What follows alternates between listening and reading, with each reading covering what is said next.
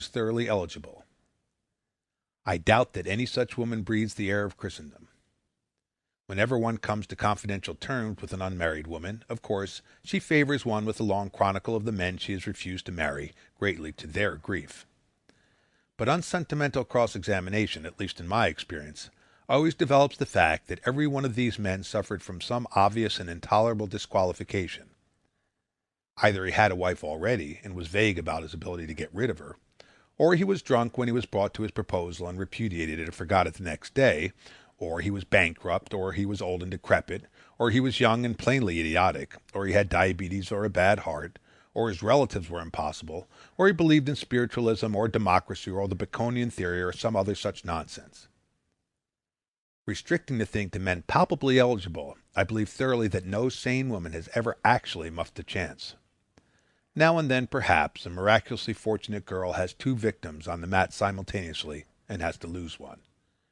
But they are seldom, if ever, both good chances. One is nearly always a duffer, thrown in the telling to make the bourgeoisie marvel. 16. A conspiracy of silence. The reason why all this has to be stated here is simply that women, who could not state it much better, have almost unanimously refrained from discussing such matters at all.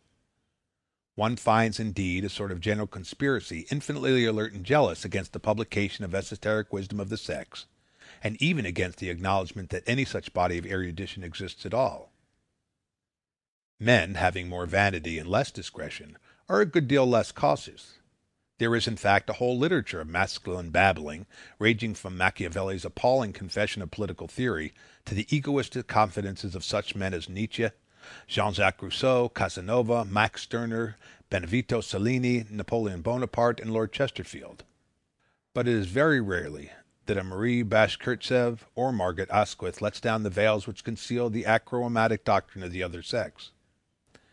It is transmitted from mother to daughter, so to speak, behind the door. One observes its practical workings, but hears little about its principles. The causes of this secrecy are obvious. Women, in the last analysis, can prevail against men in the great struggle for power and security only by keeping them disarmed, and, in the main, unwarned. In a pitched battle, with devil taking the hindmost, their physical and economic inferiority would inevitably bring them to disaster. Thus they have to apply their peculiar talents warily, and with due regard to the danger of arousing the foe. He must be attacked without any formal challenge, and even without any suspicion of challenge. This strategy lies at the heart of what Nietzsche calls the slave morality. In brief, a morality based upon a concealment of egoistic purpose, a code of ethics having for its foremost character a bold denial of its actual aim. End of the war between the sexes.